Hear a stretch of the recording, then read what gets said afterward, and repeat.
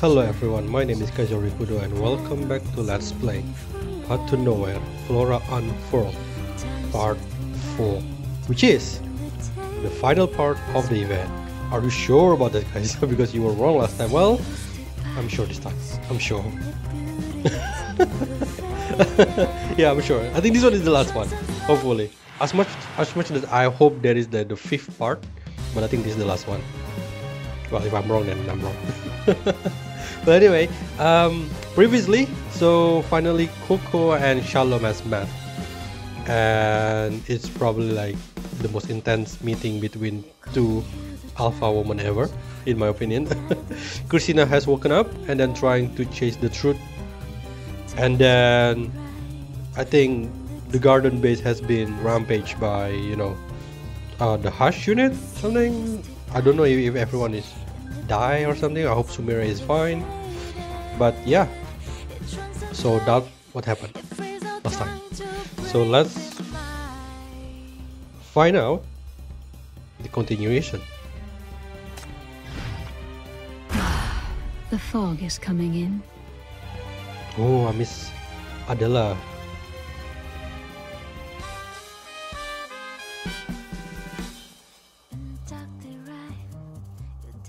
I'm hoping for a happy ending, but I don't know. I have a bad feeling it's not gonna be the case. This is a large trap meticulously set for the garden's mentor.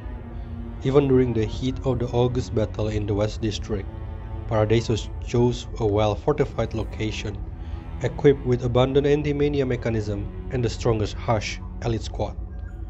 For a sinner, this signified the utmost form of respect. But it's also completely meaningless. The attacker makes no attempt to hide. The assassin makes a grand entrance through the front door, turning the entire secret base into her hunting ground to trample at will. Screams echo everywhere. Everyone who can move, who dares to move, she eliminates them all. Coco is so powerful. Now the mentor slowly walks into the hall. She looks calm as she glances around. Where's your loyal dog? Did you purposely send her away to meet me? Rahu? She is on a mission. There's still some cleanup work to be done for the operation, but I had an appointment with you first, so I left the rest to her. She has earned the trust of Paradisos through reliable performance. Why send her away? It's so troublesome. I have to run around twice just to deal with two people.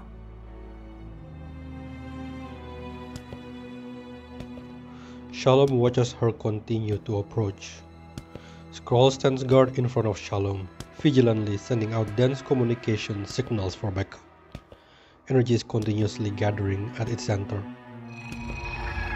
Her state has changed, X. Back off. Your observation is still ongoing. You can't be damaged now. Shalom doesn't respond. She watched at the approaching blood-soaked mentor, looking at her blood-red eyes. You seem quite calm. What kind of reaction do you expect from me? To cry my heart out? To break down? No. If something like this happens, they can only blame themselves. I've said it countless times. If you're not capable, don't take on big tasks. Protecting yourself is enough. I don't need your help. After saying all this, they still want to act like fools. What can I do? Just let it be. Whether the flowers of the garden live or die, they should be prepared. I would expect she is to be more angry, because the first time Garofano was hurt, she's kind of like angry because they hurt her family. But this one she feels like kind of cold. Just how old are you, Paradisos girl? 25? 26? How many years has it been since you crawled out of the Paradisos jar? Oh, age reveal and Shalom possibly not human. You left me that kind of note. Are you trying to provoke me? Are you underestimating me? 4 or 5 Hush elites quickly sense the danger and rush to stand in front of Shalom. Then a flash of red light, and they are instantly pierced through by Coquelic like a skewer. Coquelic shatters all obstacle, charging straight towards Shalom, her eyes blood red. Who are you to play dirty with me? Okay, she's angry. Battle. It's gonna be strange, but I'm gonna put Shalom next to next to Coco. Okay, execution time. Getting my hands dirty. Oh, there's, god damn it, there's one behind. No, I mean there's two behind. I didn't realize that.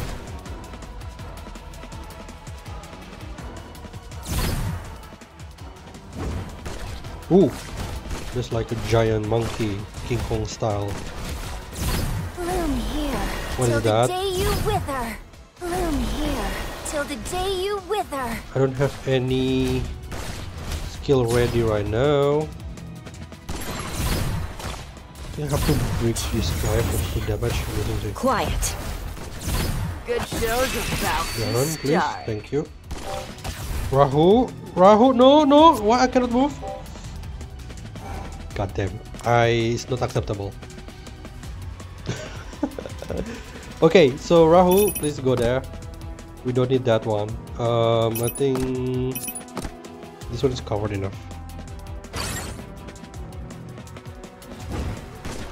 I think that King Kong is nasty, man. He has some sort of trick on his sleeve. Maybe when he dies, we can't move for a couple of seconds. Much that I want to check it. Bloom here till the bloom here till the day you wither. Let's do this. Too noisy. Quiet. Good show's about Oh to god damn it, start. it's not long enough, Darren.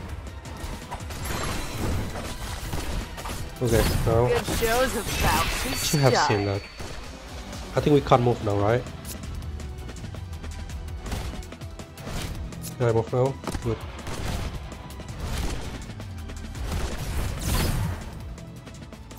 Vanish.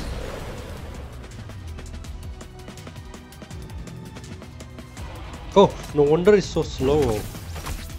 There's a boss actually. Okay, that's new. Why did I move Rock? I want to move Langley. Time to die. Too noisy. Oh, Quiet. I just need to kill the boss. Okay.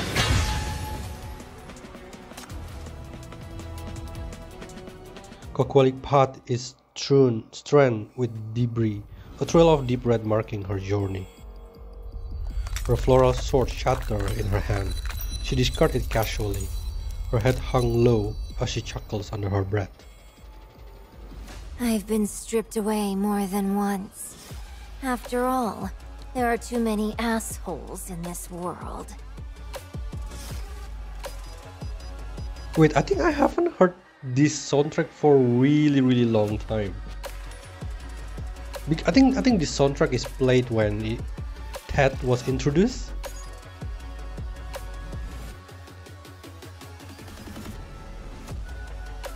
Yeah, I think it is. Pretty sure it is. The last two Hush elites see her empty hands and seize the opportunity to attack.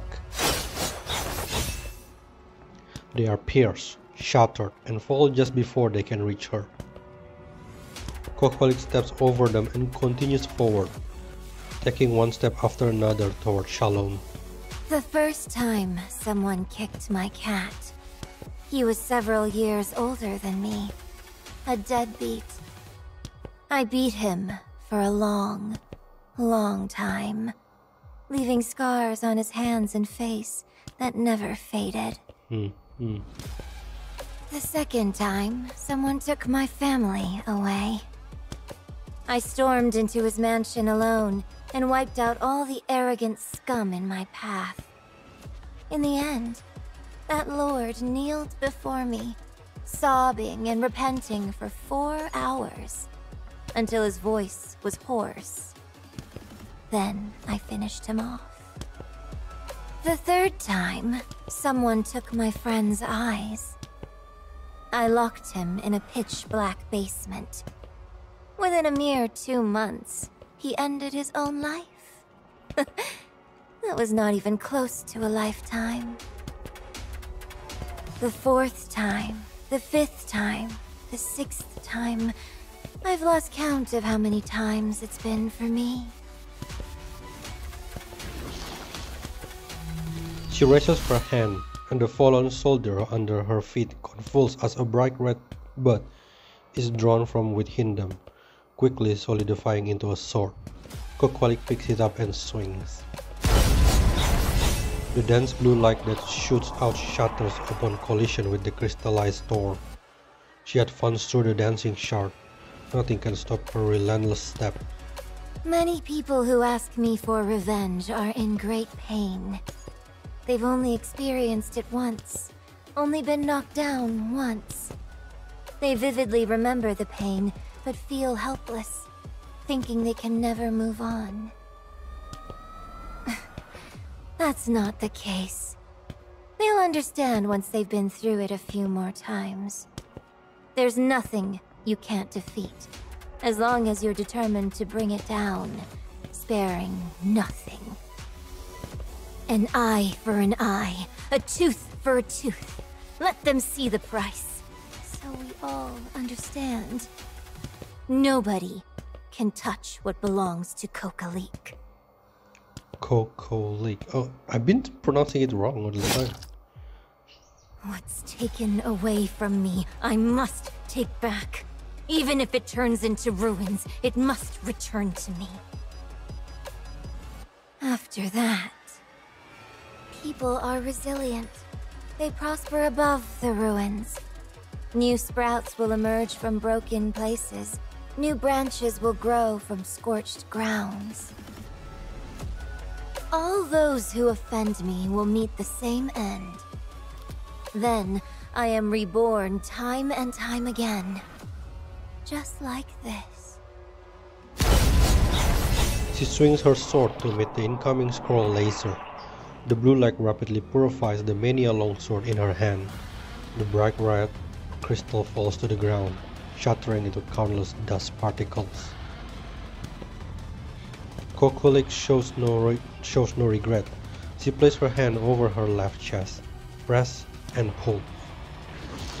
In an instant, a vivid red power gushed from her chest, eagerly blooming outward, gathering in her palm. Is a bright red longsword made by an S-class sinner, using her soul and life. Kokwalik casually swings it, cutting through the blue beam. Scroll issue a more piercing warning. The signal shoots straight to Paradisos. Immediately, a shower of blue light descends from the sky, piercing the entire building roof and charging at Kokwalik. She lifts her hand and dances in the air, blocking the light rain like an umbrella, then she disappears. Do you think you can easily toy with people's lives? Do you think you can easily defeat me? That's a little bit of irony. She had already appeared right in front of Shalom, the tip of her sword leaving a bloody mark on the ground. I wouldn't dare, Mentor. I know your time is much longer than mine. You know better than me what is destined. Scroll makes a judgment. The opposing sinner cannot be stopped. It immediately turns to target Shalom, but is too slow. The red light instantly shatters Scroll, then pierces straight through Shalom's chest, deeply pushing in, and then Kokwalik pulls back, actually pulling Flower out of Shalom's chest. Flowers continuously bloom from Shalom's chest. The little color that was on her face quickly drains away. Her soul and life transfer into mania, being forcibly extracted by the furious mentor, burning in her pulp. I guess you wouldn't die like this, monster of Paradisos. shall bloom. Let me see what kind of flowers such an arrogant, inhuman devil can bloom, to see how ugly your life is. So that I can design a revenge play for you, and vent my anger! Shalom doesn't do anything. She just watches the scroll in the air turn to ashes, watches the crystallized flowers gushing from her chest, watches all the barriers set by Paradisos get completely destroyed. And the one who defeated the invisible is the sinner before her, one who scorches everything in her path and blooms in the darkness, if only for a fleeting moment. Shalom finally shows a satisfied smile. This is the power you traded your life for. Sacrificing all flowing futures for absolute strength and freedom. Only a sinner would make this choice. Only you could push to this point. It's truly splendid. Thank you for being so strong and unyielding. I knew you could win. What? What is that? Don't tell me the Sharingan. At the end of the destruction, a cold triangular symbol flashed in the eyes of the Hush. Before Kokolik can react, the flower she pulled out exuded a strange, terrifying aura. She feels something gathering behind her, a gigantic figure, a true monster. You're not blooming a flower, you're... In the next moment, her consciousness is swallowed whole by the colossal entity. Yo, what? Good job. What? Let's go back and celebrate. I mean, if if gonna be Corpus, I'll be surprised if gonna be Corpus swallowing another S-Rank and they're gonna be Black Ring again. You want me to come along? Sure. I'd be glad to go with you.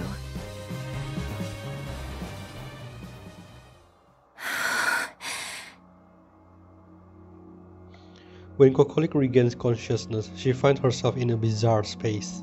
Where is this place?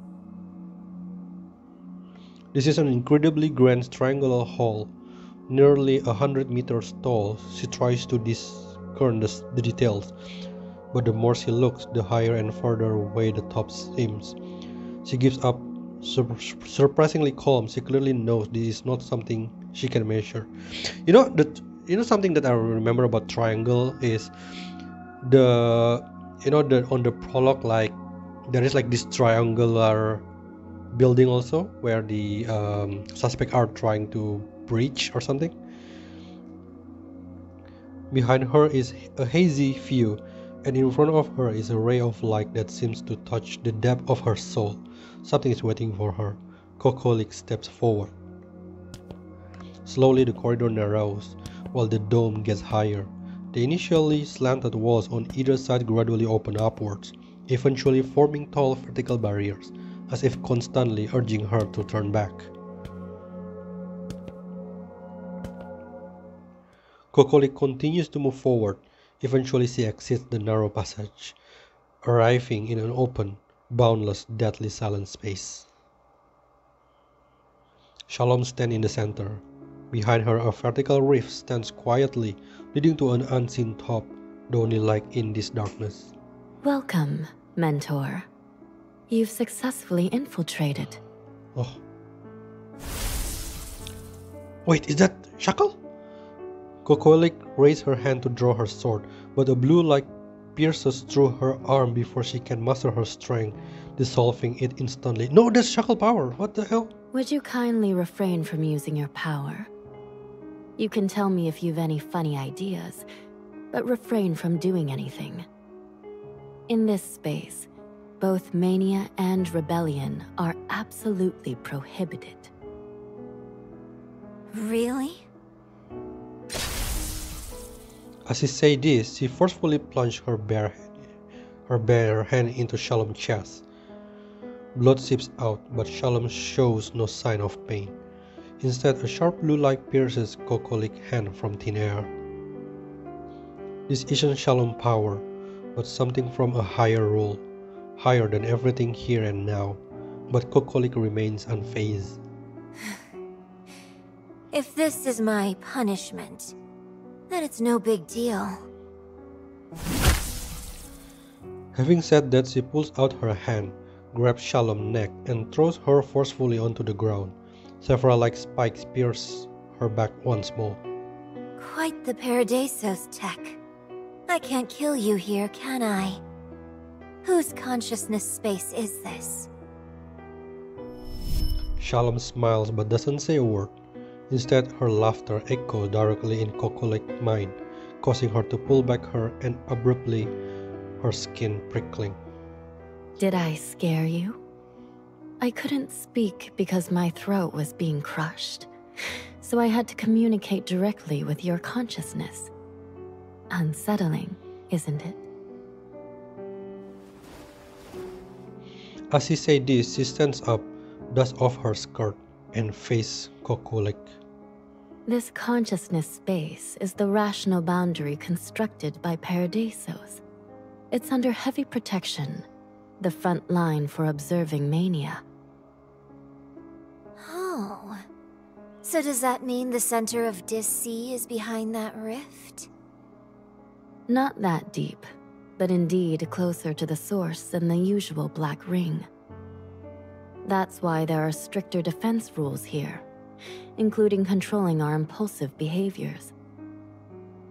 All to prevent mania from the other side from seeping in.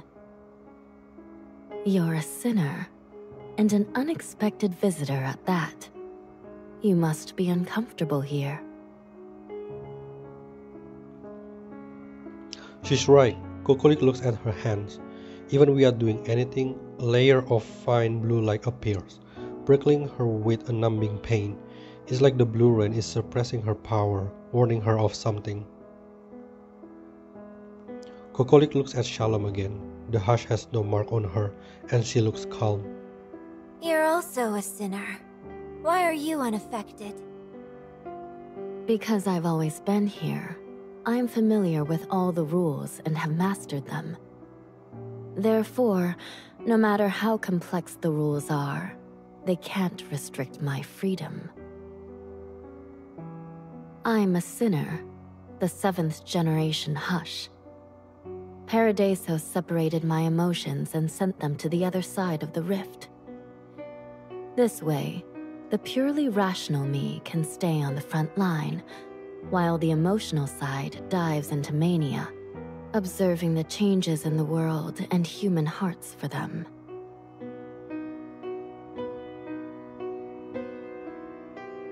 So this is the technology that shocked the underground. Disgusting. No wonder you look like a heartless puppet.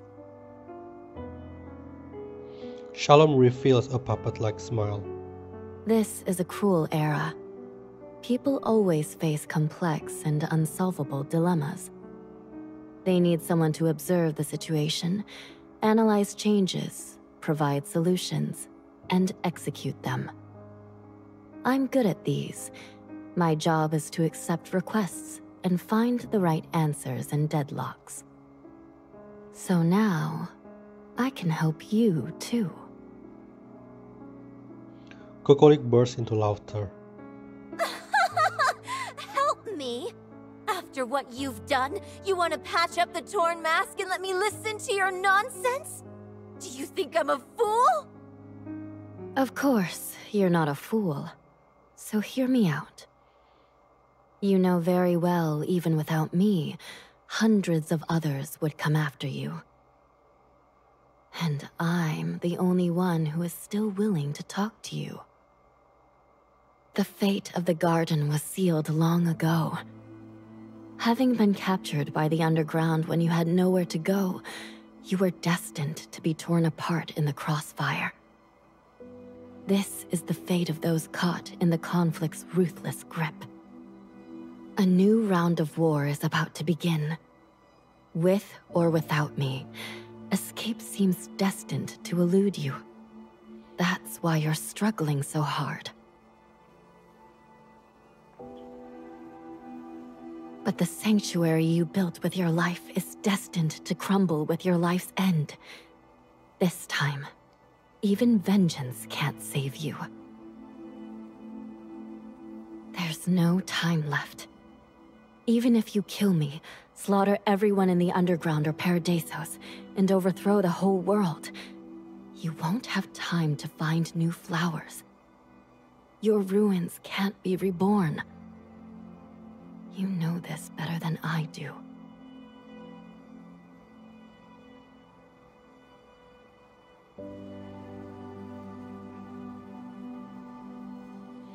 Kokolik glares at Shalom. After a while, her eyes become tired. Perhaps she's exhausted. The battle just now was so exhilarating. She has squandered too much for her vitality in a reckless manner. The mentor wants to rest. Weakly, she averts her gaze and asks, So, what's your point? I can give you life. Give you time to find a new garden. And keep you far away from all the troubles. You make it sound like you can calculate everything. Wait, by that does it mean by using her power? And then she becomes slave? I've already calculated your arrival here. So naturally, I can calculate your salvation. Before that, am I to serve Paradisos? No. You only need to listen to me. Just this once. The hush approached Kokolik, the expression on her face becoming more ambiguous and unfathomable. This is the only place they can't touch, so they make so many rules to control the risks. Only I have been approved, granted permission to enter here. And you forced your way in by defeating me. I am glad. What I am about to say next, it is only between us. She stopped half a step in front of the mentor. Before being disgustingly pierced by Kokolik, Shalom lifted both hands to hold the mentor's cheeks, forcing her to look directly into her eyes. I have the ability to keep you alive, to protect your garden. All you have to do is help me do one thing, to find someone. Chief? The chief of Minos, the holder of the shackles. He disappeared in the Rustfire uprising in the West District. The shackles were contaminated and spread by the corpse-born. Under the intervention of the Black Ring, neither MBCC nor Paradisos could find him through sensing. Those hiding him are very capable, but soon more people will come looking, and no one will be able to hide him any longer. I want you to use your ability as the master of the garden, the ability to slip through the cracks, and to find him before anyone else. Shalom's face still remains as impassive as a wax figure, but the force in her hands gradually increased, carrying an undeniable will. This woman is serious. Realizing this, Kokolik burst into dumbfounded laughter. I see. It's that person who Sumire misses. But didn't you kill him? Isn't he also a casualty of your fight with the underground? Yes. It was carefully planned by me. I received the mission, pondered carefully, and cautiously led him to a dead end in the turbulent situation. Then why are you looking for him? To exterminate him? To make up for the failure at that time? Or now that the situation is out of control, you want to catch him back as a dog? No. I want you to find him, and then kill anyone who comes looking for him. Stay in the dark until he wakes up. Apart from this, you don't have to do anything else. Kokolik is stunned. Are you out of your mind? Shalom tilts her head and actually starts laughing. No. I painstakingly made my way here, step by step, Finally found a solution. I even wanted to be proud of it. Even if he lost his memory, he's a rare troublemaker who can really hurt both sides. Shalom's smile deepens, which somehow gives Kokolik the creeps. The shackles are carefully studied and used by Paradisos. First, they suppressed the sinner, then dealt with mania, and then tried to suppress the Black Ring. For 10 years, Paradisos needed this power and strived to chase the truth behind it, but could never fully understand it, nor dare to let its guard down. Because those were the craziest creations of the underground. Born from the lone island in the sea, fed by the Black Ring, and ultimately leading to the source. It's the ultimate container created by those madmen who wanted to steal Mania. And the revival of Mania is Paradisos' greatest fear. After receiving this news, Paradisos took action at all costs, broke into Sea, made huge sacrifices to destroy the lone island, and severely damaged the underground. It was a great victory that must be silenced, and what they brought back was such a fearful existence. You were in the garden at that time. You should remember.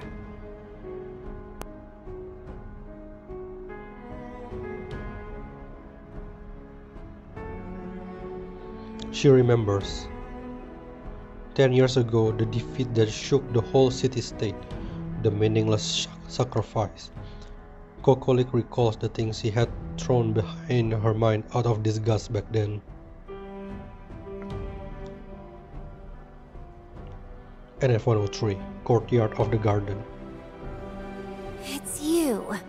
Coming so suddenly. How annoying. The mentor isn't here. You can look for her tomorrow. Oh, she's not the mentor at the time. Urgent mission. Garden, eliminate our enemies. Anyone will do. Just send everyone. Those people on the list. Find them and kill them all. That woman is at your beck and call, but I'm not... Kill them! Reckless fools! Dare to touch that place! Who do they think they are? It was destroyed. It was taken away, and they even dared to hurt. Kill them! Kill them all! That was the only time she saw the pretentious woman from the underground so angry and desperate. During those 2 years, the underground's mad assassination commission kept pressing on the garden's doorstep. Her mentor at that time kept asking her to do boring and despicable work. So many innocent people have cried their eyes dry and are scarred all over, left with nowhere to go but to knock on the gates of the garden. This is a covert and vicious war, with both sides intent on annihilating the enemy, and the brutal consequences are borne by those outside the wall. How ridiculous, how absurd, how shameless. Those memories she once sneered at and dismissed from her mind, she now recalls them all, understands them all.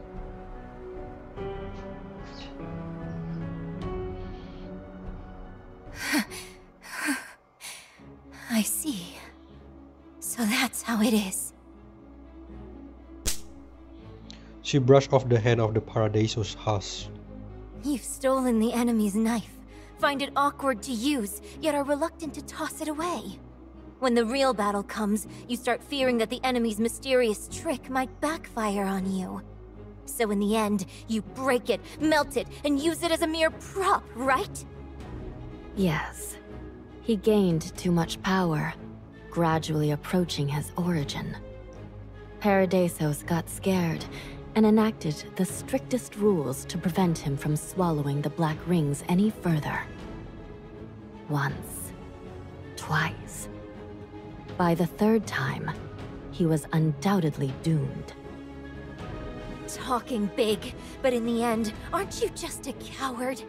Not just a coward, but also hypocritical, arrogant, delusional, and cruel. Who do you think you are? Yes, this is Paradisos, desperately seeking the truth, the correct answer, yet also fearing risks and the unknown, terrified of disaster striking again.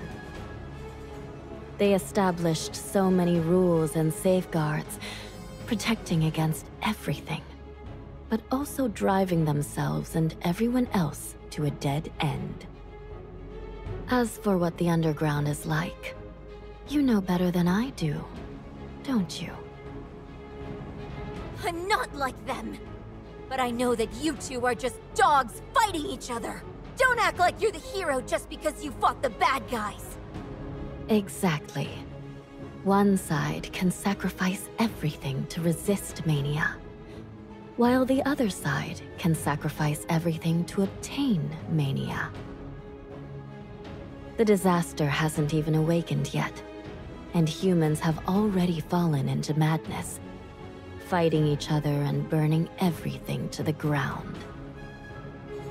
You should all go to hell together! How dare you drag the others into this! Yes, it will happen. But before that...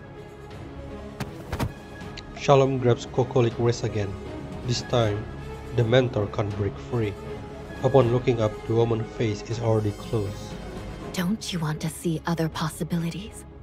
Don't you want to reject this foolish path? Just do as I say. Go find him. I've already destroyed the rules that bind him, sent him away from all surveillance, to a place even I can't reach. But this isn't enough. The second Black Ring carries everything of the West District. It is destined to revive and turn into a storm again. As the Shepherd connected to it, he will inevitably be fought over again. It's time to move to the next stage. Please, go to the place that I can't. You are the strongest among the Crossfire.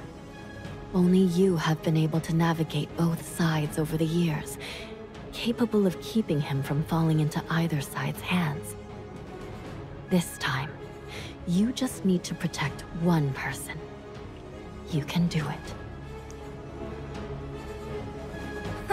What? Are you only talking about betraying Paradisos now?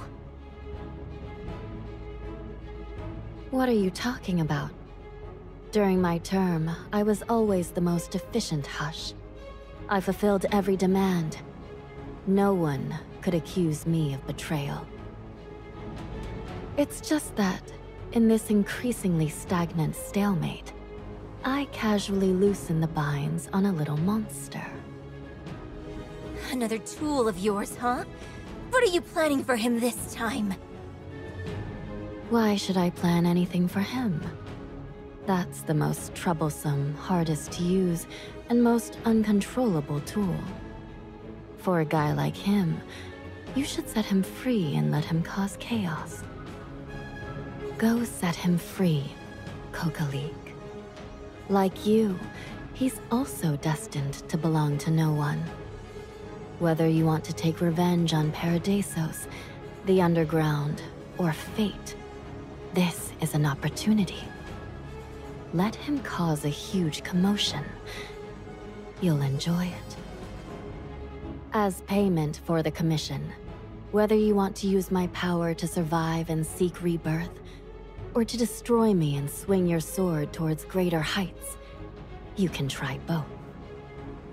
No one else will give you a chance besides me.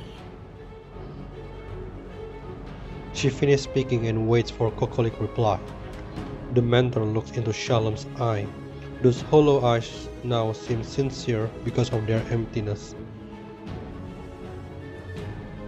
No lies, no disguise, no impurities. After all the meticulous planning, it's such a covert commission that takes so much effort to deliver into my hands. How stupid. If she had come to me for help earlier, maybe I would have considered it. If she hadn't done those unnecessary things, maybe the garden could have used this woman for something. If only I had known there were other choices earlier. Too bad there won't be. She has long stopped thinking about what ifs. Once I've rested, I might consider going. But I don't need to borrow his power to take revenge. When I do things, I don't need to rely on others. It's just to see what that heart-stealing thief is capable of. To make my little garden fool cry so pitifully. Kokolik breaks free from the hush hand once again, takes 2 steps back and completely distances herself from Shalom. She looks at Shalom and thinks of something funny. I now know how that little blonde felt when she was scolding me. Evil is evil. It doesn't matter what your stance or reasons are. Casually brushing over the debts we owe in the course of your self-serving talk. In this respect, we are both filled with evil. You're right. Cutting costs is just my personal interest. Fulfilling demands is the absolute goal. And necessary sacrifices are a common means. This is their will. Witness how it's carried out through me, and you will have no room for wishful thinking. Sacrifice this today. Sacrifice that tomorrow. How much to sacrifice is all up to you. Who do you think you are?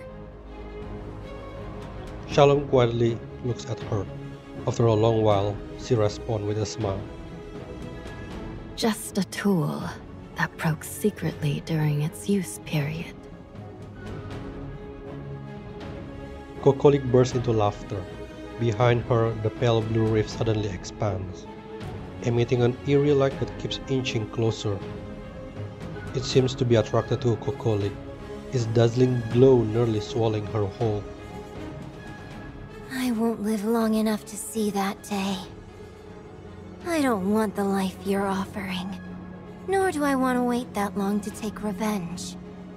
No matter whose orders you're following, or how many people are involved, you're the one who disturbed my garden. So that's that. Life is short.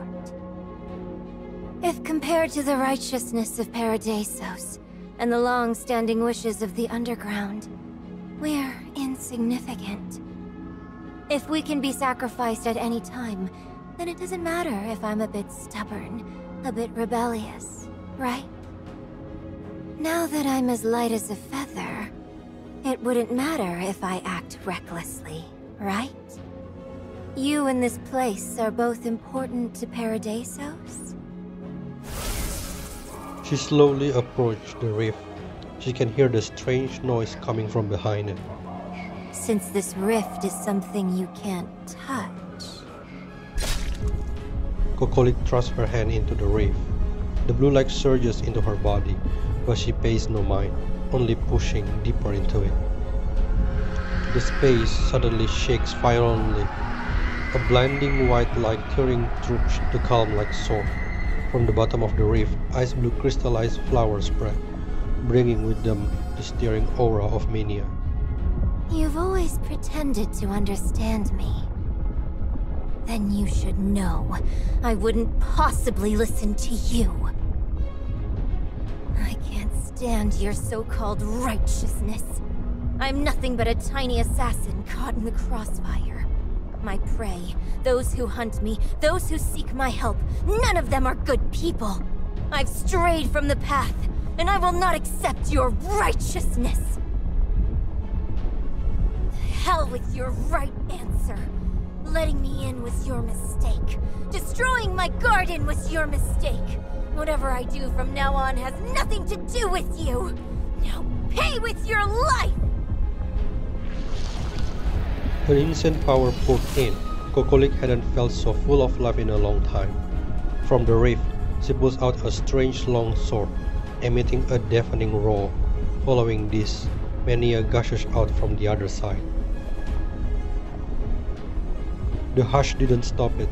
From the collapsed reef, glowing tendrils rooted out, casting wild light that hits Shalom's face, reflecting a frozen smile with a hint of eerie cracks, as if her long-standing wish had been fulfilled.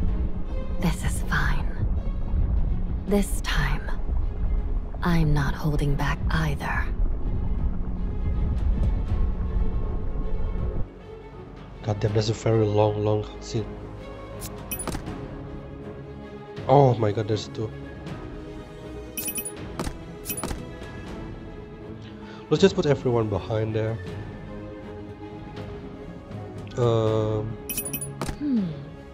I don't have much to Where contribute is on the Langley? front line. Execution time. Let's go.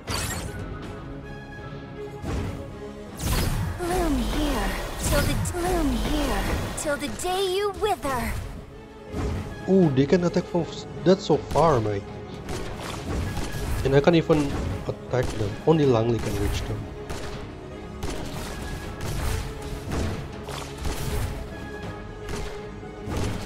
Can Langley attack them? Too noisy. Quiet. God damn. Time to die.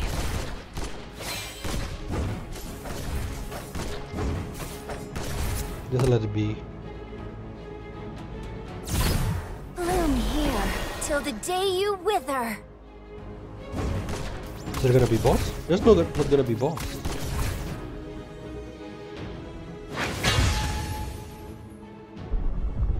The empty courtyard shakes violently. Mechanical cries and roars echo from the void.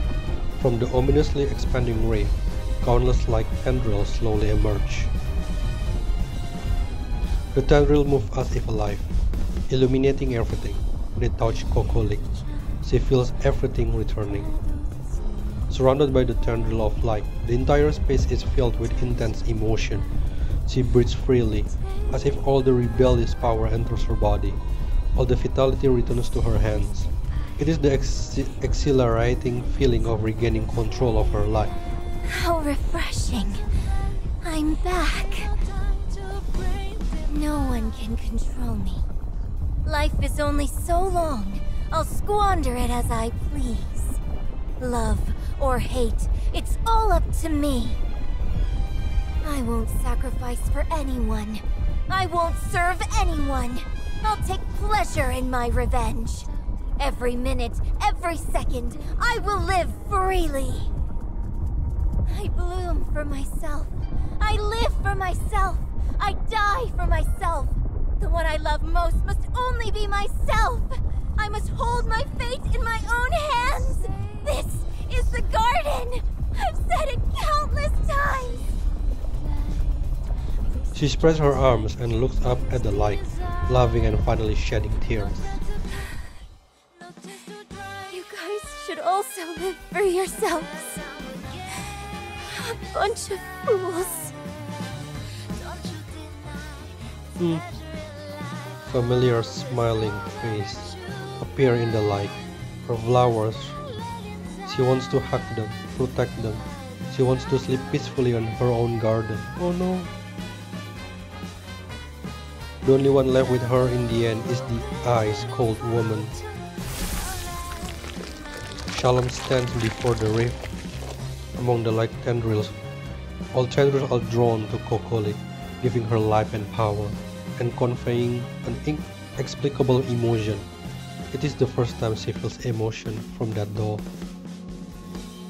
She looks at Kokolik with a hint of pity and sorrow, but more so, a cold anticipation. All conditions to activate the power have been met. Shalom murmured to herself. I know you won't accept it.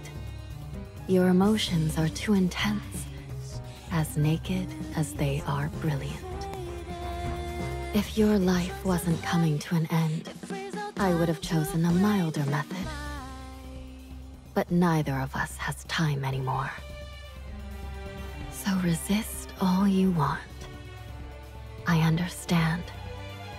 I accept it all.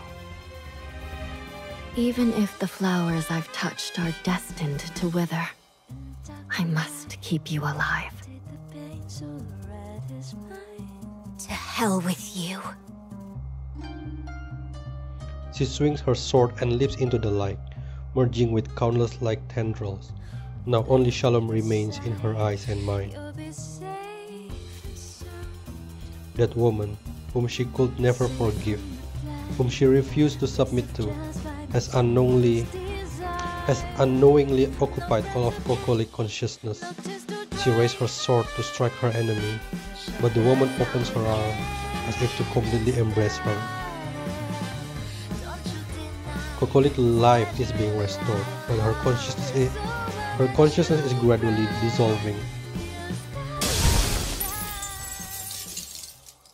Just as she is about to be swallowed by the light tendrils, the space suddenly fractured. An unexpected person forcefully breaks through the invisible boundary, barging into the stormy space. At that moment, Kokolik clearly sees a flicker of surprise in the wax-like woman's eyes. Stop it! My work here is done. Christina! I wish you good luck. God, that was a really long cutscene and there's so many plot twists. Oh, level 40. Is it gonna be You the want last me one? to come along? Sure. I'd be glad to go with you. The ginger girl suddenly breaks through a crack above them, crashing into the ground. She is quickly engulfed by the turbulent mania of this space. She stands in front of Kokolik, blocking Shalom, panting heavily, seemingly still recovering from the collision. Stop, Kokolik! This isn't a fight! She's about to swallow you whole! You're still alive. Are you here to get in my way? I snuck in while you were causing chaos, watching you guys fight, but I couldn't intervene until you suddenly pierced her, made her bloom. Then everything went wrong. This isn't reality. In reality, the flowers she bloomed have already blocked the entire space. Just now, they suddenly started backfiring on you. And when I came in, I understood. You're being controlled. These white lights have entangled you. The more you attack her, the more the white light will swallow you. You'll be brainwashed. Stop now! So you recklessly dove into the flower that swallows people? And followed me in here? All to save me?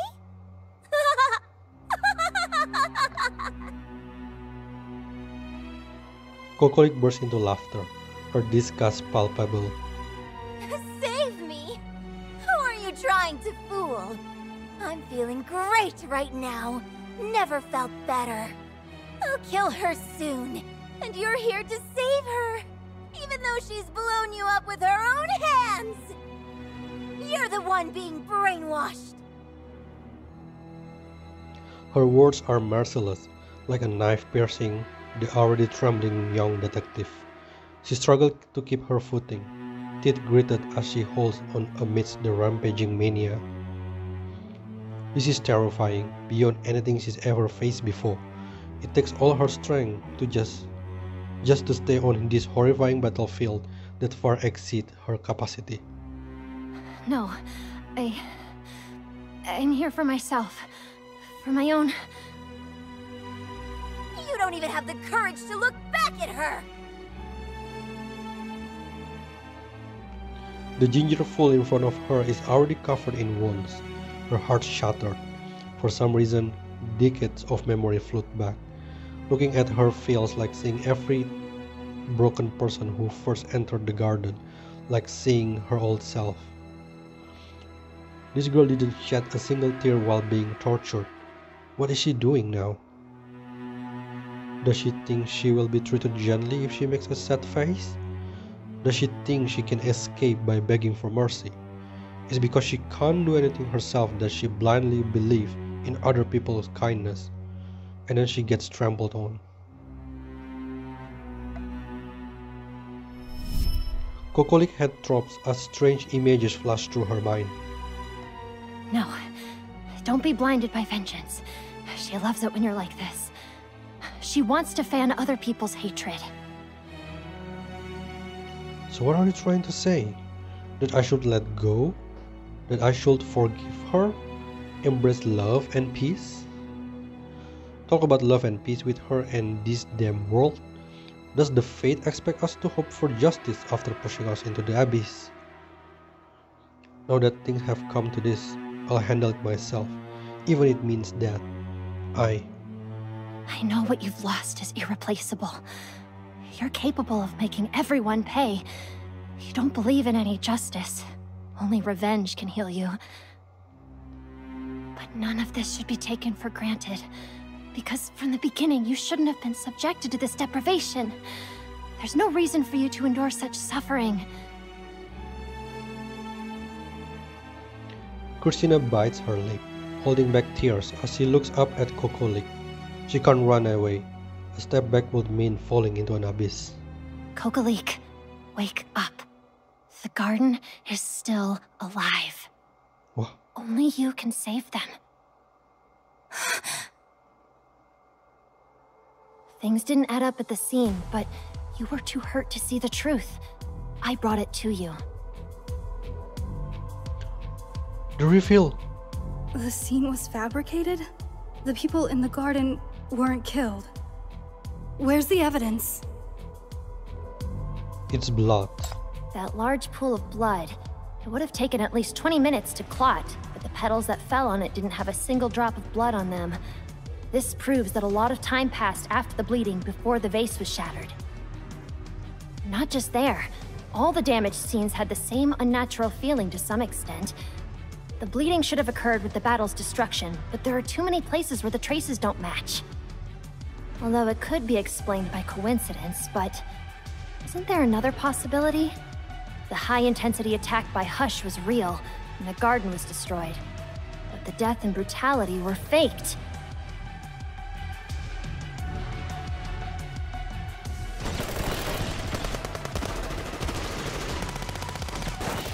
It is also possible that the so-called slaughter never happened.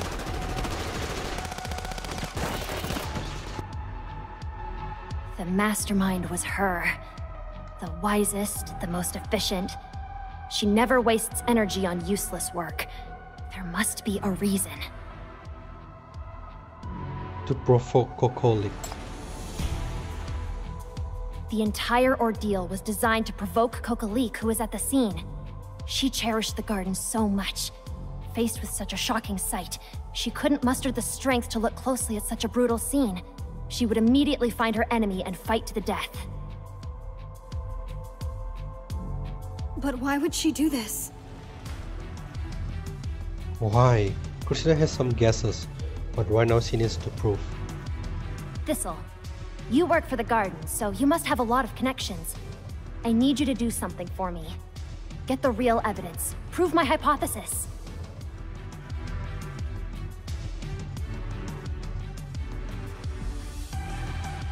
Christina reaches determinedly into her pocket, intending to take out her phone and play Thistle recorded call. Unfortunately, the spiritual space seems to have forgotten to bring her phone in. She pretends to be calm as she withdraws her hand and wipes it. Kokolik's gaze is fixed on her, giving Christina confidence. The evidence is with Thistle. We collected the coagulated blood from the scene and had it verified at a clinic. It's definitely mixed with a large amount of artificial blood. My hypothesis is correct. Hush faked the scene, making you believe that the garden was dead. She always pursues efficiency and economy. Such a roundabout way can only be to satisfy two goals. She needs the garden alive, and at the same time, to drive you mad. Kokolik tries to follow this line of thought, but the white light still surrounds her, warning her not to be gullible, and to think clearly about her true purpose. I don't believe what you're saying. I won't let you lead me on. Don't think you can fool me! You, a person who's been blinded by her, a waste who gets weak-kneed at the sight of death! What could you find in a place like that? If they're still alive, why didn't that woman from Paradiso say so earlier? Wouldn't that have been a better way to trick me into helping her? Christina opens her mouth to tell her something, but the words suddenly get stuck in her throat. She feels a pang of pain. Is facing the truth that hard for you, Detective? It's very hard, Rhea. Very hard. But we must face it, because justice can only come from truth. Even if the truth is painful. I've looked into Rahu's transfer records. She was affiliated with the FAC before July and F-103, participating in the Eclipse operation. Around the time of the Erica Villa incident, her demeanor drastically changed. I contacted her previous commander in the FAC, Captain Conrad, and learned a lot of things. From the medical records at that time, Rahu suffered a fatal injury in the early morning of July 24th, similar to what I encountered. It was the Hush's Shorel. It can be inferred that they may have fought. The Hush killed Rahu, then saved her and changed her. Wait, by the way, I have been pronouncing Shorel wrong all this time. I apologize for that. I've seen this situation before. Christina stops, aware of the gaze behind her. In the silence, she can even imagine that smile, the one she used to love so much. She clenched her teeth and, word by word, mustered all her strength to say what needs to be said. In NF-104, I attacked Nirvana, attacked Shalom, the Hush on the scene at the time, with the utmost hatred. I was also severely injured then. I wanted to kill her, and then I was changed too. So you're saying you'll die? I always thought it was because she redeemed me. But maybe that's not the case. Seeing what you look like now, I'm even more certain the truth is not like that. The Hush can control the sinner under certain conditions, making them completely serve herself. This is a more economical, efficient, and stable method than killing them. This is the tactic I know the smartest and most powerful Shalom would use. This is the true intention of destroying the garden. She wants to incite your anger for revenge, and then, like now, use her abilities to completely control you. As for the lives of others, she can economize, even make them serve her, can't she? I have some clues about the whereabouts of the garden. Once we reach a safe place, I'll tell you. But first, you have to wake up. You also have to see the truth. The truth is... Christina stammers, her mouth opening and closing several times without being able to utter a word. The tears comes first. Just say it, come on, please. The people I loved most, the things I believed in most, are all gone. It hurts me too, but I can't just stand still, can I?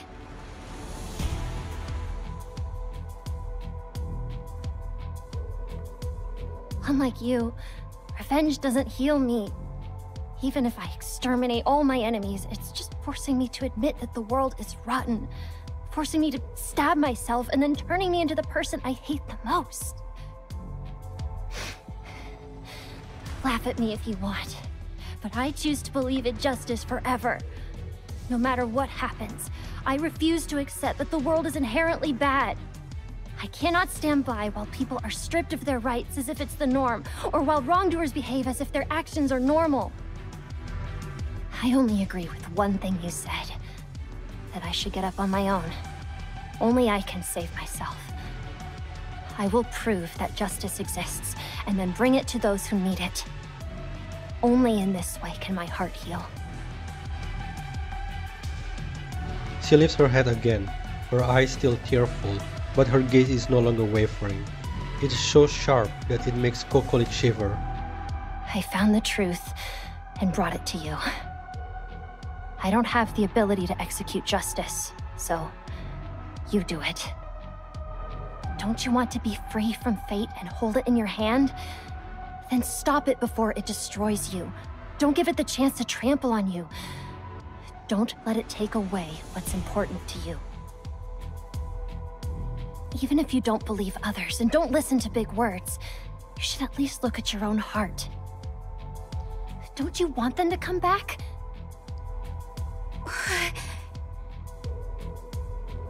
Of course I do. The moment she realized this, the intense desire that she can no longer suppress breaks through all the resentment in her heart. To hell with the enemy. To hell with revenge. Who cares about those dirty bugs? Kokoli just wants to return to her garden immediately. Wants to see her flowers in their vibrant state and hug them. At this moment, the light that has been entangling her is repelled, and the vitality and resentment that had been instilled in her body are abruptly cut off, and Kokoli fully recovers herself, her consciousness gradually clearing, and the feeling of languor in her body completely disappears. It isn't until this moment that she sees the exit to leave this place is not far away. She looks at Shalom, from beginning to end. This woman hasn't said a word, neither refuting nor admitting. At some point, her powerless body had been pierced by blue-like spikes, unable to move. What? But she doesn't have a trace of a painful expression. She just looks at Christina, as if pondering something. After a long time realizing Kokoli's gaze, she smiles. What's all this about? Are you playing me? Does it mean anything to provoke me like this? Using my ability is quite troublesome. Without adequate preparation, I dare not face a strong adversary like you directly. I didn't know how far I should go. I'm sorry. They are also good flowers.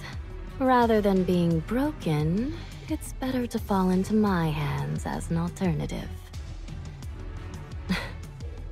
I'm just kidding, of course. You are still the best. What, you want to control me again? What method will you use this time? No need. I've done what I needed to do. I don't need to push you around anymore. You've broken this rule, escaped my emotions, and became free. The space on this side vibrates as if it's trembling in terror. Shalom watches the blue-like spikes condense. There's not much time, but it's enough. Now, run for your life. Oh! She says calmly, as her voice fades. A startling roar erupts from the rift, torn open by Kokoli herself. A monstrous giant claw crashed through the crack, then a massive demon squeezes out the rift, roaring. Giant blue light pierces through its body. Triangular patterns of light are imprinted all over it, producing waves of white smoke. It's not a physical entity, but the embodiment of intense emotion. Like a violent storm, it roars and screams, pierced by countless sharp nails, choking its throat. It still struggles to tear everything apart. Christina is nearly nauseated by the sudden onslaught of mania, but beneath the distorted, monstrous and terrifying appearance of this creature, she recognizes a familiar feeling. You are... Shalom? With each roar it emits, it triggers a violent vibration with Kokoli, not out of fear, but because all the mania within her is ignited, fueling an uncontrollable urge to cry out in harmony, to resist, to shatter everything that binds her. Is it that she's being controlled by it, or has a part of her soul resonated with it? Has she become one with it? What? Paradiso separated my emotions and sent them to the other side of the rift. This way, the purely rational me can stay on the front line, while the emotional side dives into mania, observing the changes in the world and human hearts for them.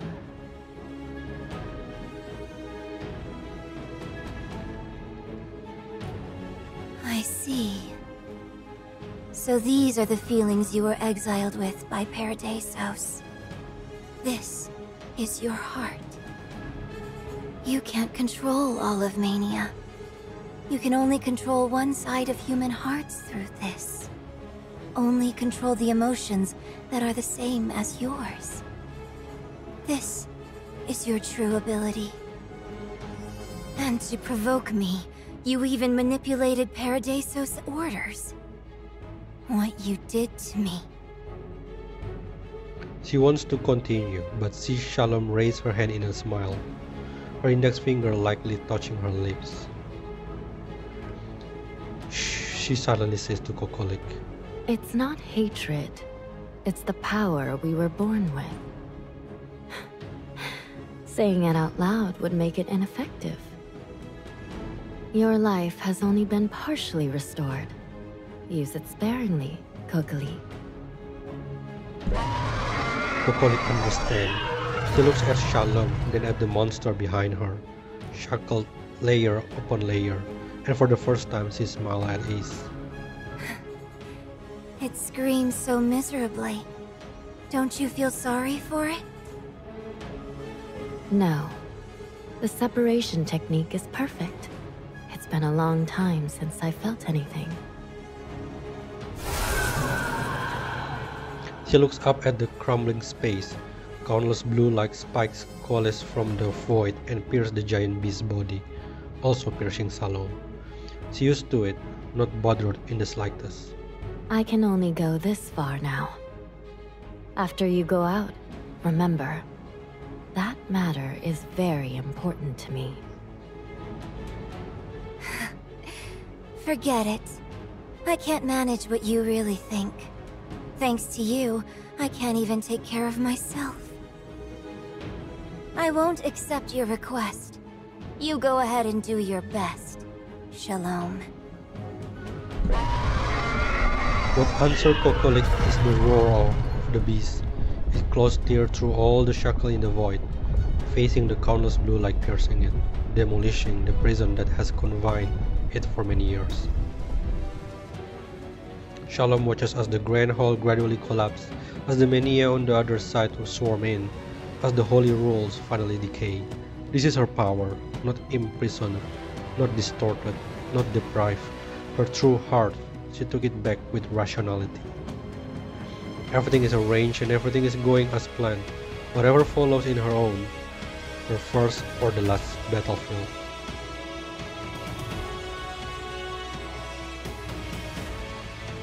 Kokolik shuts her eyes, emotionally distancing herself. This isn't my concern, she thinks. Time to move on. With a swift motion, she yanks Christina, who is on the verge of being consumed by mania, to her side.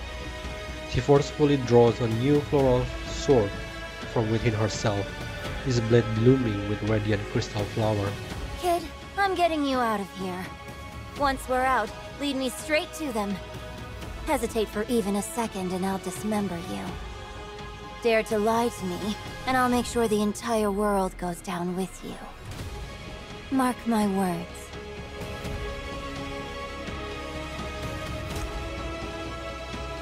Oh my god, this is intense! I'm not gonna use Rahul. Just add more DPS, please. Let's use... Just use this one. Time We for a need little 3 million attack. exercise. Is it can reach it? Cannot. Okay, so move a little bit. Should I bring... Wait a minute. No, never mind. There is a Kokolik for healing. Bloom here, till the day you wither. It's very fast though. Oh my god, Langley! What the hell? Bloom here, till the I day can't you feel it right now. wither. Good show's He's gonna kill it. Good show's about to start. I didn't expect Langley was gonna be down that fast.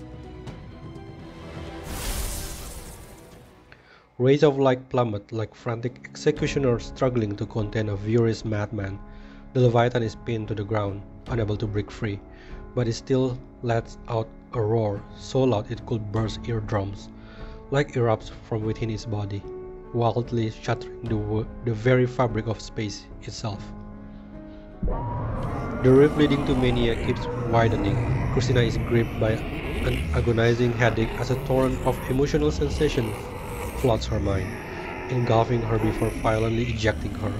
She is in a realm of pure mental chaos, where her sense of self is continuously breaking apart, relentlessly eroded. Amidst the chaos, she instinctively released Kokolik's hand and rushed back to find Shalom. But in this moment and place, humans are insignificant. A forceful streak of light swings her way, casting her aside like a solitary leaf. As she distanced herself, she finally sees that soft figure.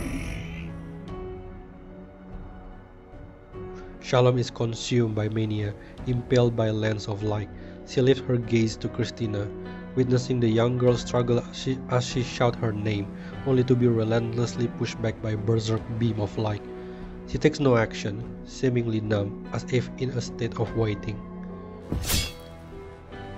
At last, the shadowy figure catches Christina from behind, the luminescent edge of a familiar blade severing all the menacing beams of light that imperiled her. Observing this from a distance, Shalom smiles, her lips quivering subtly. Christina can't quite make out what she's saying. She senses a momentary hesitation from the person holding her from behind, and then she decisively leads Christina away from the surrounding chaos. As everything goes wide, a massive triangle materializes within the space. Blue spikes of light rain down from it like a torrent, wholly consuming both the roaring Leviathan and the silent Hush.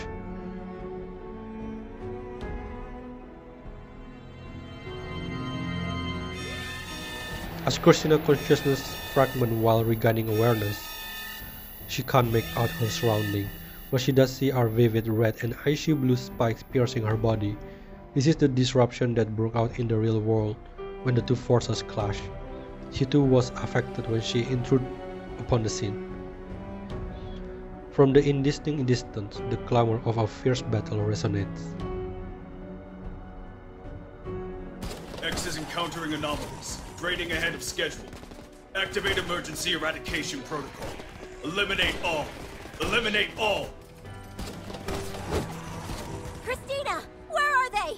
Tell me, where are they? Are you dead, kiddo? Another burst of intense gunfire erupts, only to be abruptly silenced by the crash of heavy metal. Multiple grunts from Hush Elite suggest they have been thrown off balance. Christina hears a familiar voice. Mission update. Paradisa's proxy will arrive to retrieve the worn-out Hush. In the meantime, I'll take care of the pollution here.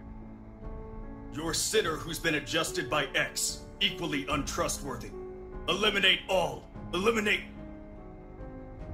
A new Shoral. Why is it with you? Conditions in the observatorium are abnormal. Update instruction. Emergency recover X and preserve her life. Central pollution levels are critical. Hush unit. Assemble to neutralize another S-class sinner. Rahu. Recover X and eradicate all originating contaminants. Report any anomalies. Understood. Another sinner. The MPCC tracking team has reached the outskirts. Taking her out now would be too risky. I recommend relocating, and, if needed, employing memory alteration via the 9th Agency. Although very subtle, she too bears X's mark. An unnecessary move. Then hand her over to the MPCC. This accident has cost too much. It's time to stop the losses. All our forces should be reserved for the underground. Now, move. Footsteps draw near. Is it Rahu? Christina strained to open her eyes, struggling to discern her surroundings.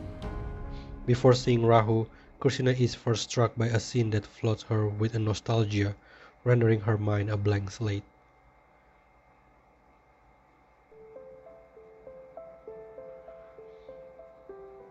You... saved As she speaks, she sees a radiant white light enveloping her.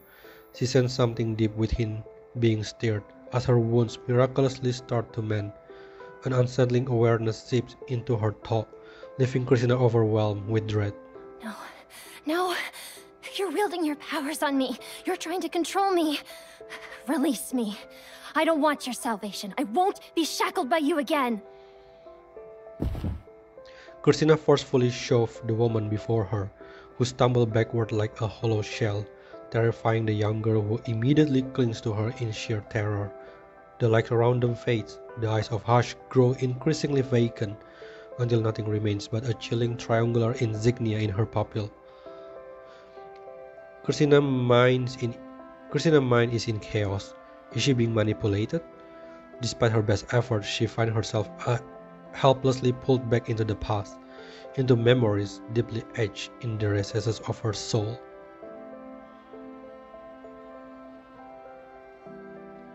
Justice exists, without a doubt. I've seen it with my own eyes. In another pure, real world, where every facet of the human heart is laid bare, there, I saw justice. And it exists forever. It exists forever. Does it mean it's very strong? Is it strong enough to defeat evil? The woman's laughter filled the air as her captivating smile takes form. Shalom leans in toward Christina, her head gently finding rest on the young girl's shoulder. Oh no. Occasionally, it is strong, but it's often frail. We live in a far from perfect era, where many tend to believe the harsher side of things. Chaos, in its own unsettling way, provides some certainty and comfort. But there will always be those who need it. The downtrodden, the brave, those unwilling to submit. I don't think it's naive.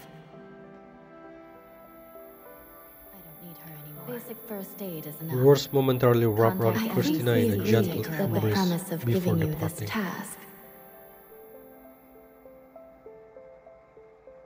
The white light that had filled her with dread finally vanished, and yet Christina finds herself irresistibly pulling the woman leaning against her into a tight embrace. This isn't naive. It's your defiance against this world of chaos.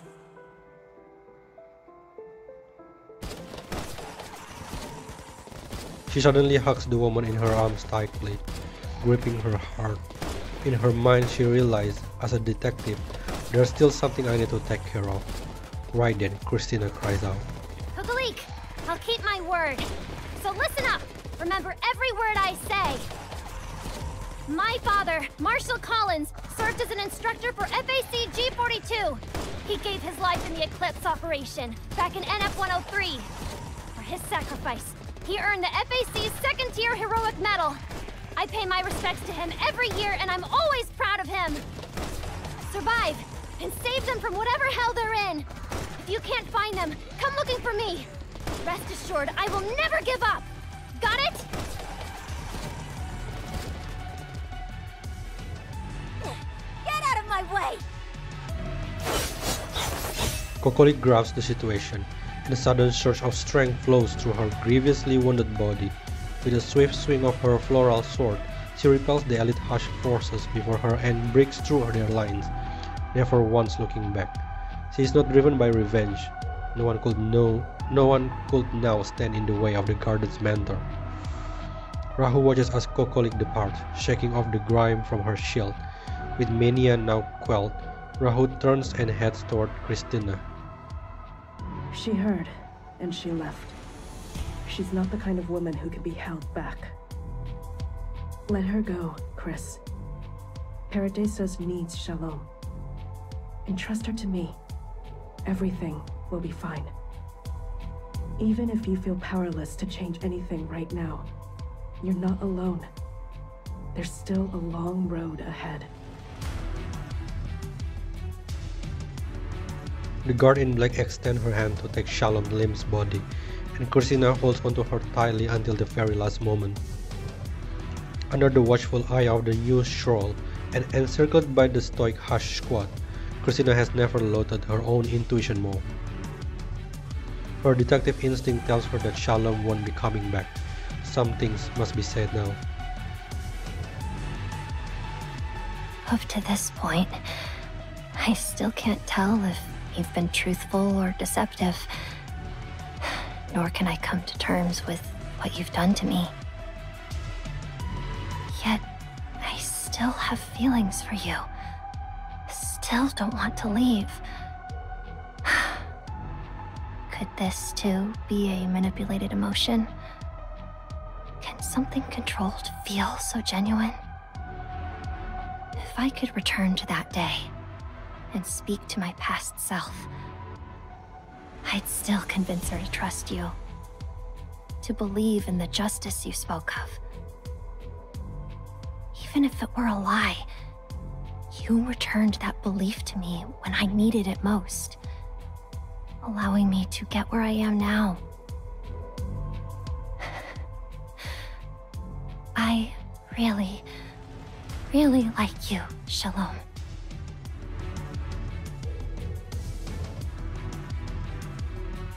Hush, Shalom. I know I can't catch you, nor do I have the power to stop your evil acts, but I will relentlessly pursue you, scrutinize your every action, and expose your hidden schemes. One day, I'll unveil the truth you've been covering up. I'm not yet strong enough to mete out justice, but someday, someone will be. I will bring you back. Shalom has lost her sense of hearing. Her body, weak and fragile, can no longer sustain her. A glowing blue triangle plunged her consciousness into an abyss, pulling her away from Christina and leaving even the chill of her body behind. In the end, what lingers is her enigmatic, forever inscrutable smile.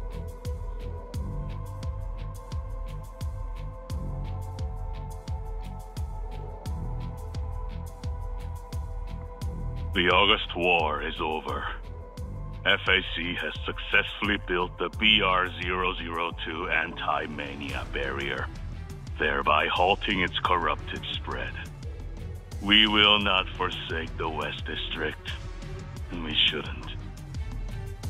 As long as we purge the existing corruption within the city, there will come a day when order is restored in the West District, and both sides of the rust will be reconciled. Until that day arrives, FAC will hold the line against mania. This is the shared hope of all heroes who have fallen in this mission. May our city-state be free from suffering. May our fellow citizens be forever safe.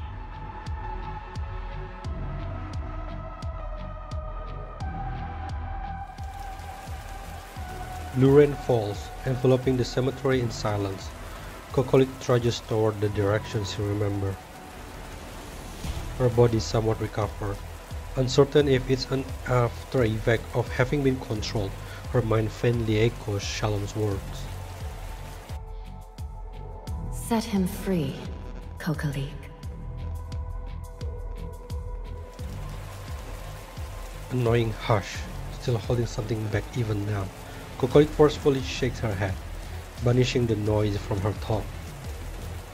There are more pressing matters, things she truly cares about, as she desperately heads toward the hazy location imprinted in her memory. NF-103, the 79th. It's at the 5th cemetery. She stumbled in clumsily, heading for the hero monument to search for the name Christina pointed out, in hopes of finding the clue they had talked about. No need to search any further. A Vigor suddenly lunged forward to embrace Kokolik, spilling the evidence map and intelligence paper she is holding onto the ground. She burst into unrestrained tears. Those are the record of the Paradiso's approved assignment that the Garden Assassin marked by X may have taken out. You don't have to do this. I know where they are. I'll go find them. I swear. Really? You found them? Why are you crying? Trying so hard. You're such a fool.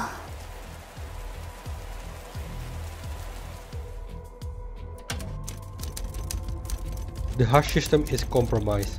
The rules have shattered. Mania has extensively breached our second observatorium. The area is now impenetrable and beyond repair, demanding urgent containment measure.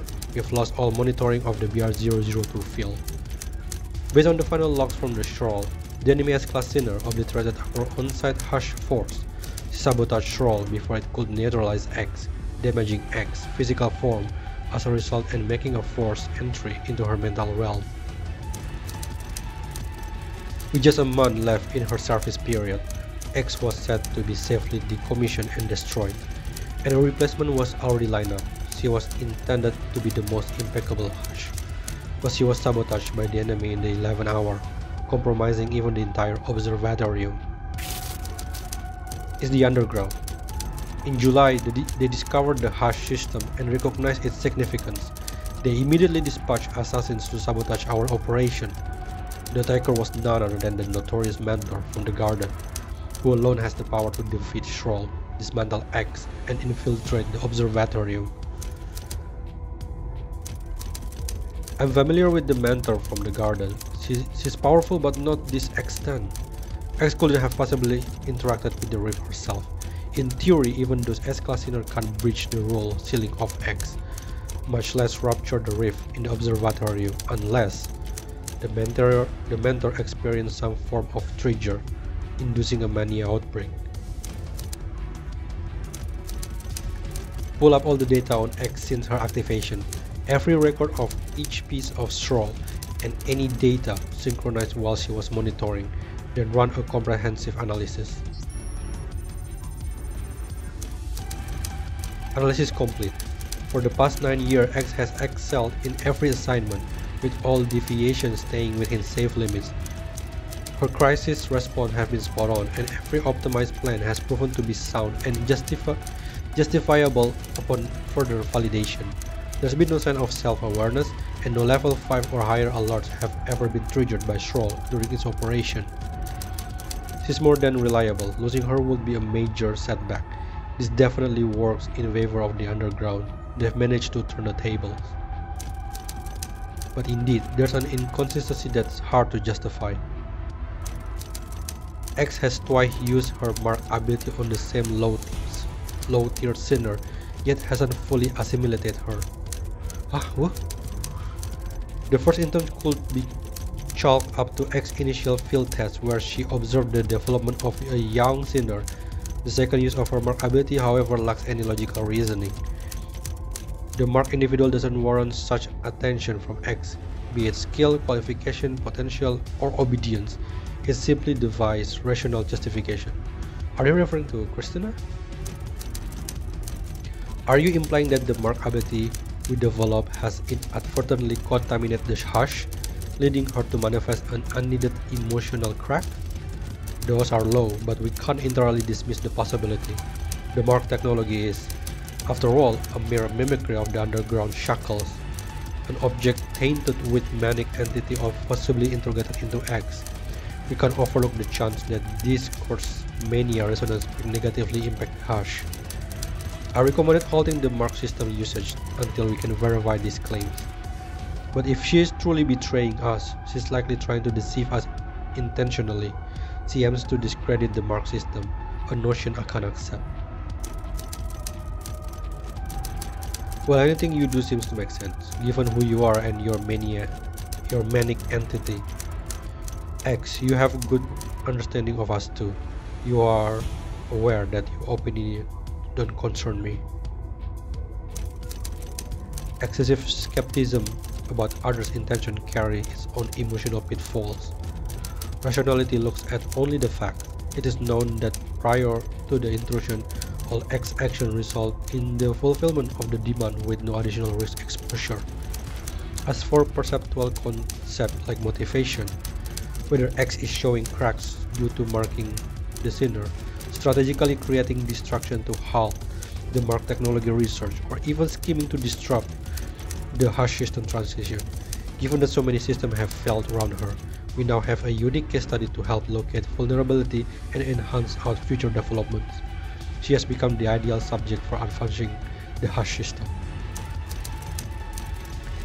Till the backup and X until the second observatory is reconstructed. Afterward, proceed with the transfer and decommissioning. It should be a quick process. Both the hash system and mark technology come with their own set of risks.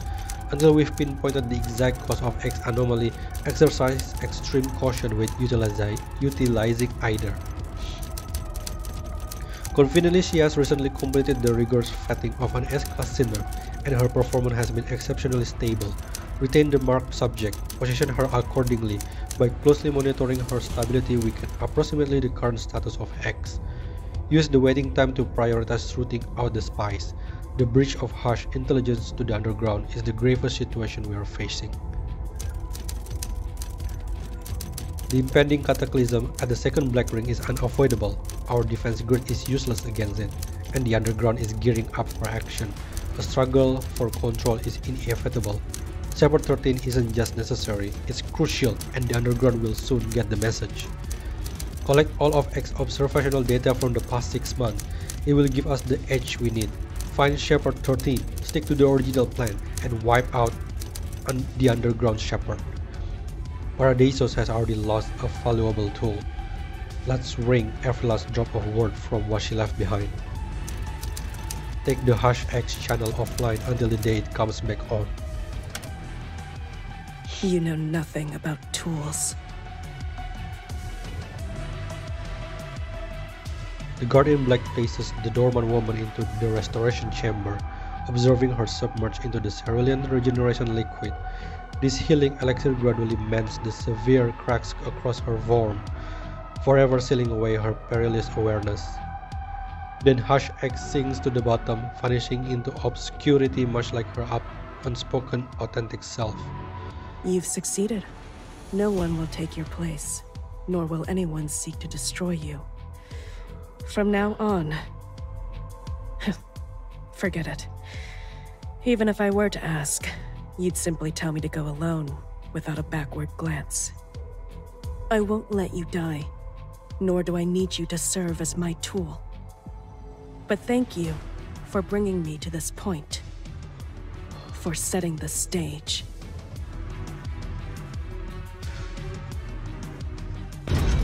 Well, Rahu is in Paradisos now, is it? Turning away, she left the room. Behind her, the door closed with a thud. Alone, Rahu wanders the vacant halls of Paradisos, encountering one vaguely unfamiliar face after another. She moved through them with a quiet calm, committing each to memory just as peacefully. Indifferent, arrogant, and easy dissatisfied, Rahu takes note of each face in her heart. This is the reality behind the curtain. Who's pulling the strings, what they're doing, what they're after. I'm watching, and I'll see the truth. Rahu, get to the Paradisos. Keep running, Rahu. Keep running. That's the meaning of life. Then, one day...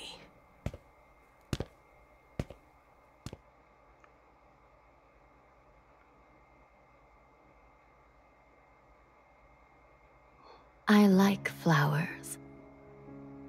Unyielding to the mire, untrapped by the narrow gaps, they yearn for the sun, blossoming in a grand spectacle that occurs but once in their lives.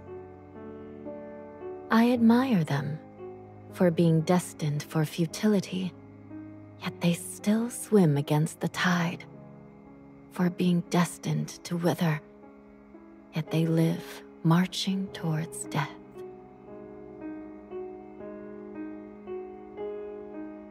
Even if they are plucked by someone, they can still freely.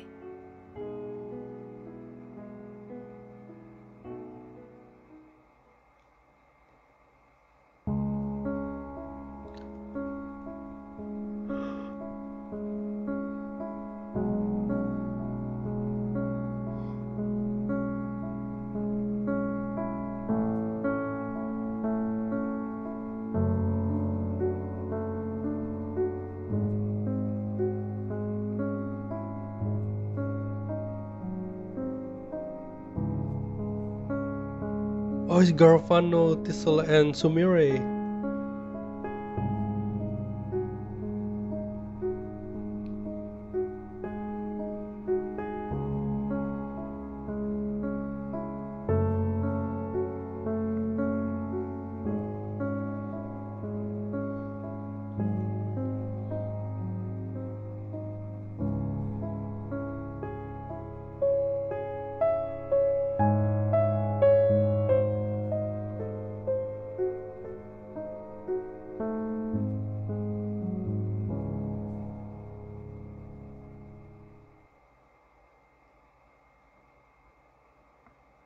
Is there like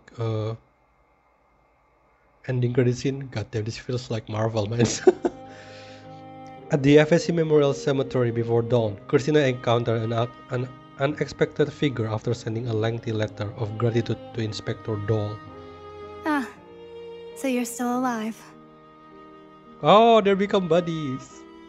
How dare you show your face here? Where's Kokalik? Shouldn't she be the one thanking me? You really haven't changed. Still as audacious as ever. The mentor's swamped, so I'm relaying a message for her. Any promotions yet? Proven yourself reliable? What's your case clearance rate? How many perps have you nabbed? You still dragging down your mentor?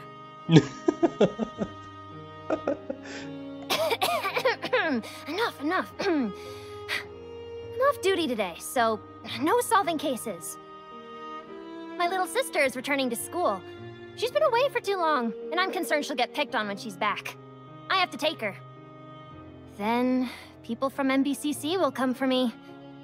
My knowledge is still limited, my power inadequate. To grasp what I truly desire, there's still a long way to go. You got nabbed, didn't you? Washed out before you could even make the cut as a full-fledged detective. It's a reassignment, not a demotion. I'm being sent to train and lend a hand. They need a formidable detective like me to help track people down. Oh. Well, later on I'll be heading to the West District with the mentor. It seems that's where our companions from the garden have all ended up. So you won't have a chance to catch us or even locate us again. I thought you should know before I go. My quest for vengeance has come to an end. I no longer need to live as an assassin. From now on, I'll remain in the garden that brings me the most peace, guarding it for all eternity. Make this all available. She smiled radiant as a blossom before gracefully vanishing into the closing embrace of the night. Christina remained solitary in the tranquil cemetery as the rain prepared to cease. Amidst a crowd adorned with the mantle of heroes, the young girl greets the day's first break of light.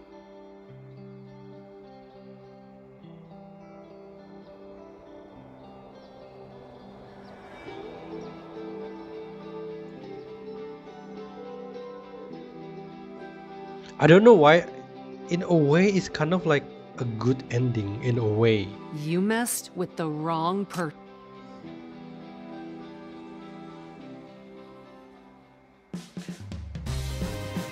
Blockade operation has achieved initial success. All base station construction have been officially completed. The BR-002 defense network has been successfully established. The Black Clearing Core is kept within the isolation belt, and the ring zone is being fully monitored.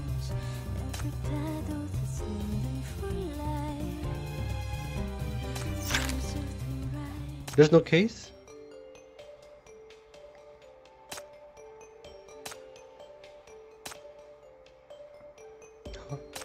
Okay, let's try to understand this, okay?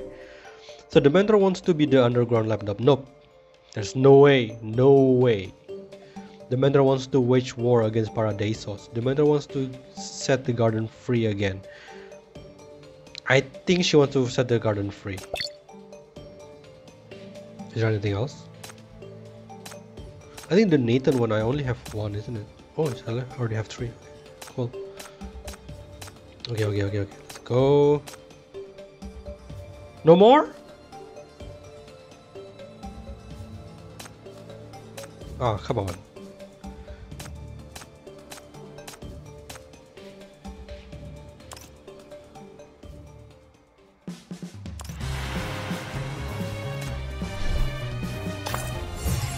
There you go, we are finished. Right. Wait, what is this season?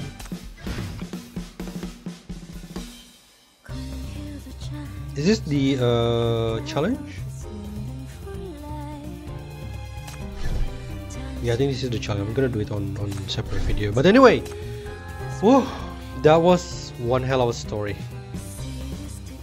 It's truly a story that I feel like deserving to be in the anniversary event. Amazing. I tip my hat off for Ice Snow for writing this story. It's amazing. And it's not Ice Snow if they are not managed to, you know, keep us like changing side. Like at the very least, at the very end, I don't hate Shalom as much as before. No. And in fact, I feel like this whole thing, it was like being schemed by Shalom alone. For, I don't know, I mean, like, honestly, I still Paradisos is like being a dickhead, to be honest. People in Paradisos, and maybe Shalom realized that, and she like plan or scheme all this whole thing because she believed in Chief, which is why she goes to this length to make Coco probably. I believe Coco will protect Chief. I believe that. I mean, like, they got Sumire and Garofano, they can just like begging for the Coco to actually protect Chief, and not to mention that there is maybe half of Coco is already like kinda has Shalom in it, something kinda like that. But yeah, I think I feel this is all scheme is by one person. She was despite of the last 2 event being told like, okay, the main character is Rahul and the main character is Christina, but actually this all the story, I feel like this is more about Shalom. Shalom is like the mastermind on everything. And honestly, with the ending just now, I kind of like feel a little bad, you know. I'm sorry, Shalom. But I'm so looking forward for her to come back. I'm so looking forward, and hopefully he can be full once again, you know, like not separated, have separate consciousness and the thing. Yeah. Surely, I really feel bad about Shalom at the very end. Like, god damn. Hopefully, the interrogation later we're gonna give further information. To be honest, hopefully. But yeah, it has been a really great event. It's a great ride. And for part, it's long. I know it's long, but I wish the story part are gonna take this long also. Gosh, I'm so enjoying this event so much. It has been a blast. I'll put this event on that top rank with Dreamy Bubble and Beyond the Scar. I dare to say that, right? And even which one is best? Well, I don't know, because I feel like those 3 events has like this, you know, like there's specialty when it comes to the good. Like for example, like Dreamy Bubble is very good at, you know, giving emotional scene. There's so many emotional scene in Dreamy Bubble. Beyond this Scar is really good to make us bond with the character. Yeah, like While this one is actually like, is it like, is it a trailer? No, exactly. It's just like mystery and everything. We just want to get to the next one and know, and just have plot twists here and there. It's amazing. It's amazing. It's special in their own way. I just can't. I'm still as usual. I'm still trying digesting here. I'm honestly, I'm gonna looking forward to recording this for the archive. Like, I want to see if there's anything else that I missed, because we learn a lot of things. This is like a real lore dump. I don't even know why they put in here. This is like a really main story material, in my opinion.